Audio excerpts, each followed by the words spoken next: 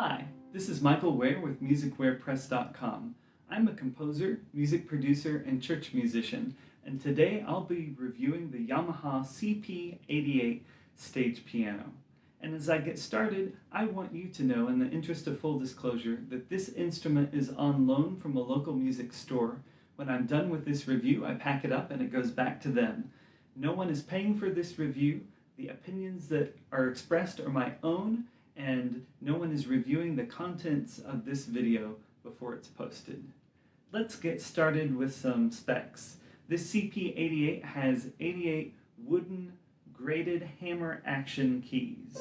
You can see that they are wood. It does have a very natural piano action feel to it. I think it's probably the best action that you could get in a portable instrument of this size. I think you'd be very pleased with it if you had a chance to play it. There is also a 73 key version, the CP73, and it does not have the same action. It has what Yamaha calls balanced hammer action keys. They're not wood, but everything else about that instrument is the same, from the controls and the I/O. Everything else is exactly the same.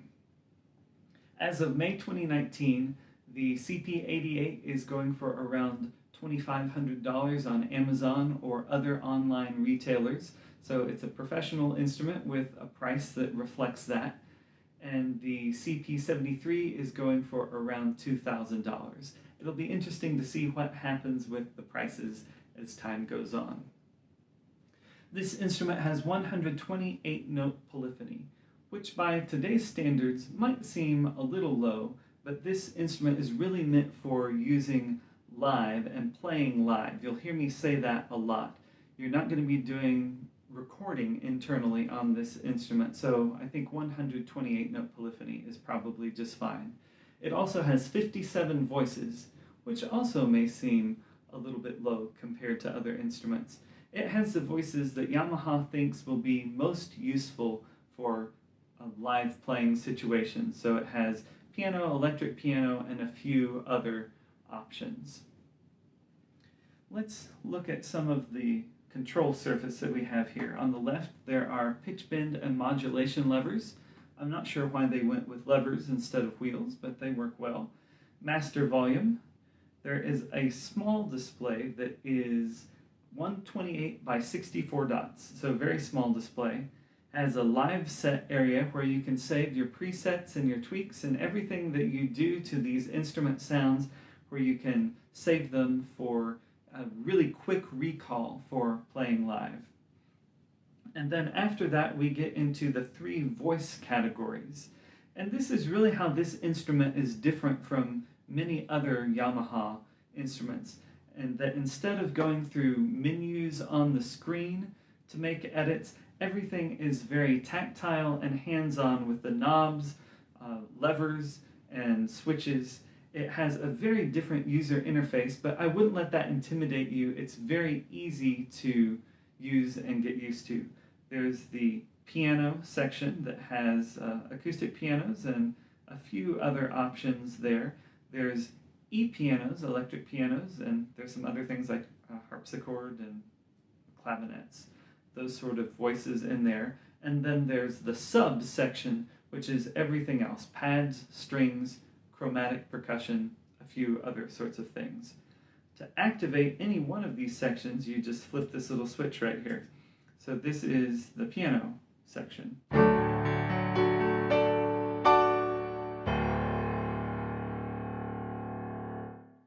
To layer another sound, you would simply flip the switch in the next section. This adds an electric piano to it. And then we could add a pad as well.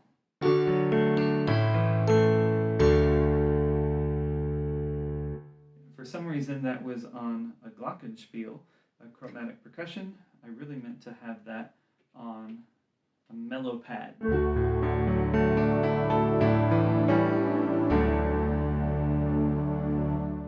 In each of these 3 voice categories, you'll find a left and right split and an octave. You can adjust 2 octaves up or 2 octaves down, where you can get each of the voices in your layers in the right range.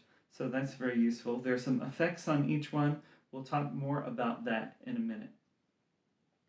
Then you have delay, some delay effects, reverb, and master EQ. I really like how easy this is to tweak the sounds and get exactly what you want without going into menus. Again, a very different interface, but one that's very easy to use. I want to remind you of what this instrument does not include. There are no speakers. For a professional level instrument, that's to be expected that there wouldn't be speakers. But I'll remind you there are no song styles, no drum grooves, no orchestral instruments. That's really not what this keyboard was designed for. I'll play some more sounds in just a minute, but first I'd like to take a look at all the connectors on the front. Let's take a look at the ports and connectors. First we have the 1/4-inch headphone jack, left and right 1/4-inch outputs, left and right XLR outputs. That's great for live performance. You wouldn't have to use a direct box. You could plug it in directly to your sound system. Gain for the 1/4-inch left and right inputs. You could plug a phone in there to use backing tracks or whatever else. Foot controller 1 and 2, foot switches, a sustain, and an assignable. You could use an expression pedal, MIDI in and out, and then you also have USB 2 host. You could plug it into a computer or to an iPad with the Apple camera adapter kit. That carries MIDI and audio. It'll do stereo recording. Then you have a USB 2 device and power input and your power button.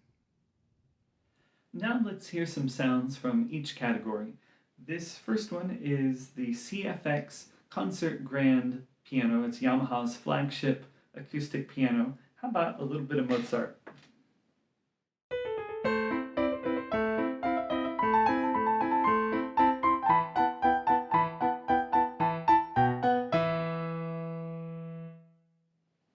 Or how about a great Irish hymn, Be Thou My Vision?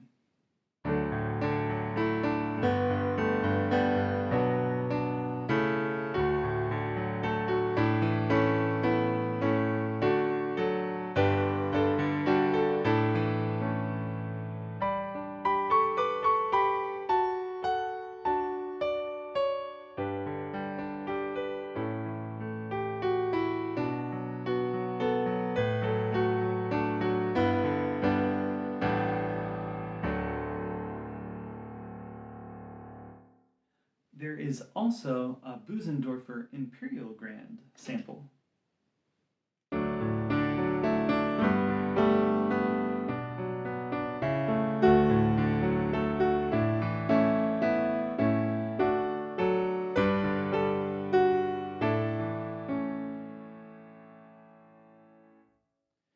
There are also some upright pianos.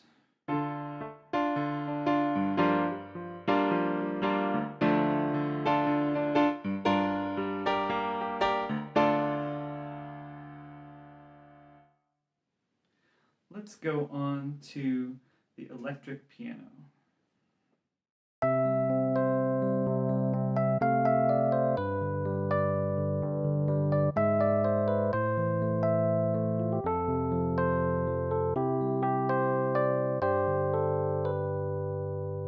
There are all sorts of effects that you can apply. Here's drive for a little bit of crunch. You could add even more. That's a little too much for this song.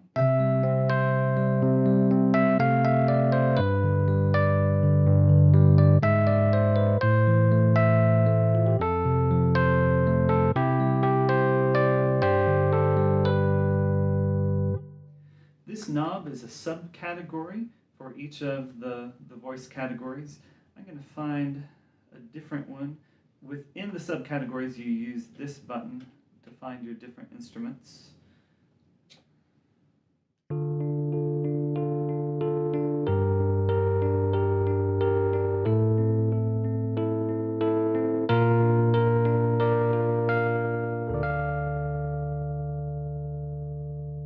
That has a pan feature enabled there. You can change the rate. Again, very hands-on control there. There's some other sounds within the electric piano area, a clavinet. Instead of the pan, we probably want a touch wah.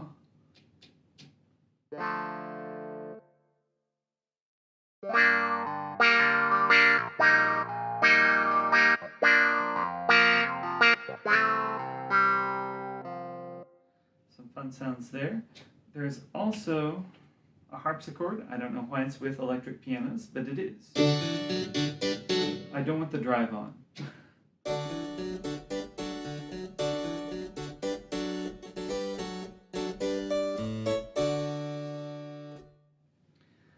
Let's take a look at sub. Here is a mellow pad.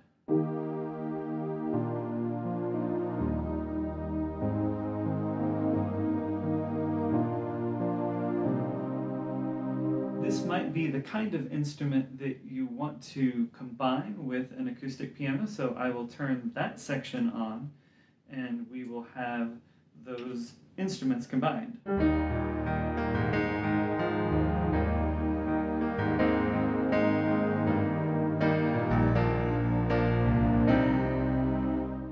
Each of the three voice categories has its own volume and tone control for balance between those layers.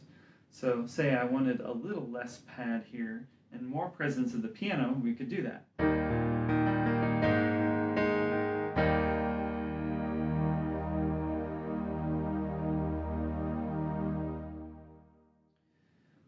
Also, in the subcategory, there are some strings.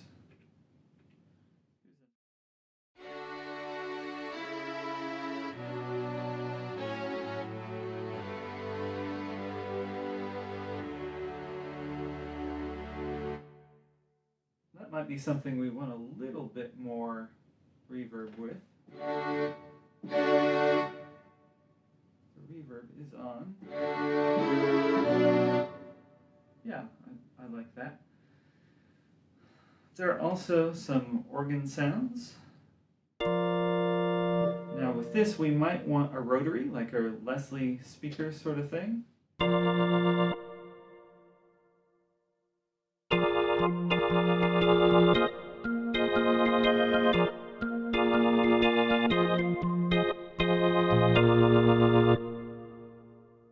Some good organ sounds. There's some chromatic percussion, like a glockenspiel, that sort of thing. Overall, I'm pleased with the quality of the sounds. I wish there were more strings and pads. I feel like that's something that a keyboard player would use in a live performance situation. The options that are here are pretty basic. You can change the sound with the attack and release, but you don't have nearly the expression that you would, say, on the Yamaha Montage with the super knob. It's just not that kind of sound at all, and I wish there were some of those options. I just think those would be really useful. And as far as the acoustic grand pianos, with especially the CFX and the Busendorfer, I think the sound quality it's a very high quality sample, but to my ear there's a little bit of a harshness to it, which I wish wasn't there, and I can't seem to do anything with the effects to get rid of the harshness. I think it's because of a real definite presence of overtones in the sound, and certainly overtones are what make different instruments sound the way that they do, but I think there's just a harshness to those samples.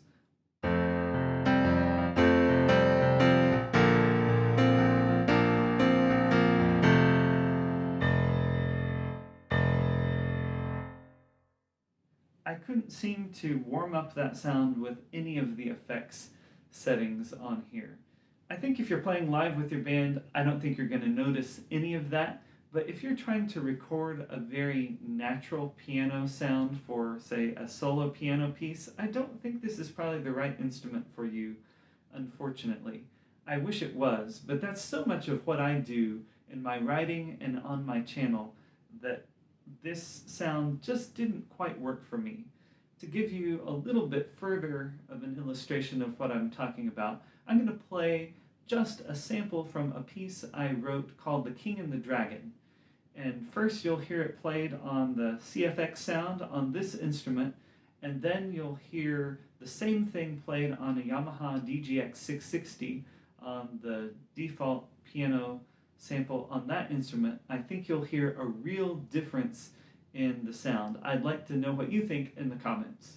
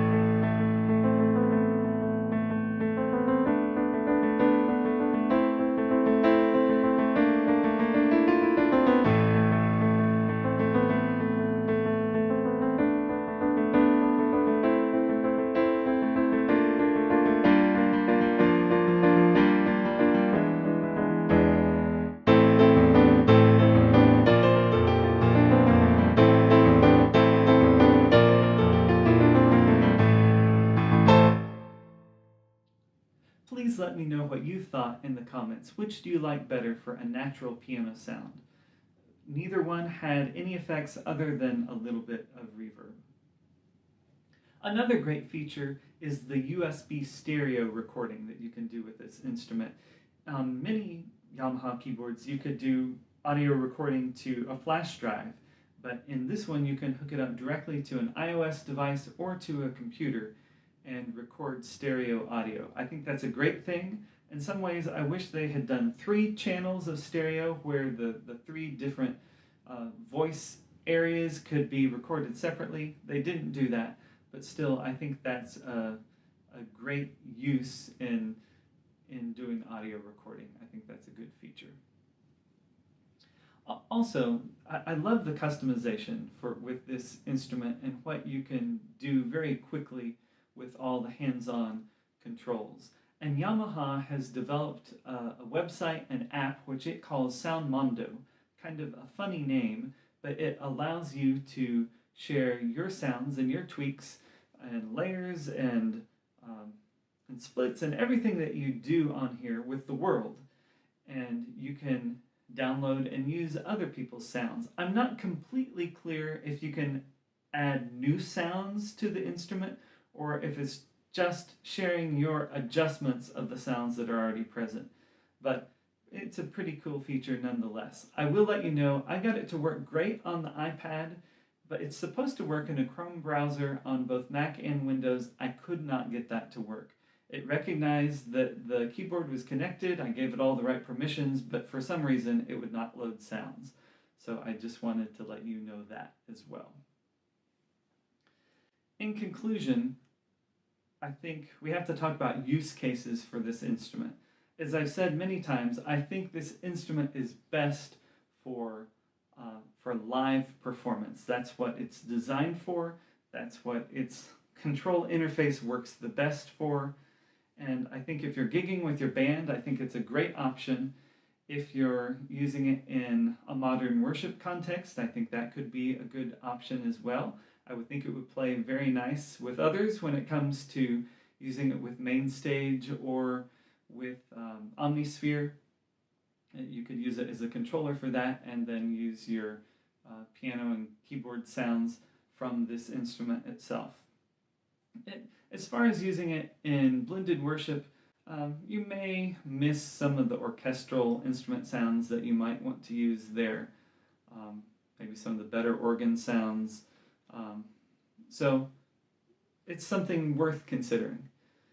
As far as use in a studio, I think it has a great feature with a USB recording to computer. I can see that being very useful. If the main thing you're wanting to do in your studio is really reproduce a natural acoustic piano sound, at least to my ear, it's not the best at doing that. As far as being good for a piano student, it certainly has great action. I think anybody would appreciate the action of this keyboard. A student that is more classically oriented needs to be playing on an acoustic instrument, but if you're into improv and jazz and playing with a band, I think this is a great option. It would also be good for a school use, since a jazz band, or just having a keyboard that could be used for travel. So I think it might be a good option there if your budget allows. Well, that's about it for my review of the Yamaha CP88. I hope this video has helped you make an informed decision if you're looking to purchase a stage piano. I would encourage you to check out all the links that are in the description of this video. There's a complete spec list. There are Amazon links to the 88 and 73 key versions. And there are links to sheet music of some of the examples that I've played, both of my hymn arrangements and some of my original piano compositions. I hope you'll check that out. I would encourage you to like and subscribe and click the bell icon if this video was helpful to you. Thanks again for watching. This is Michael Ware from musicwarepress.com, and I'll see you in the next one.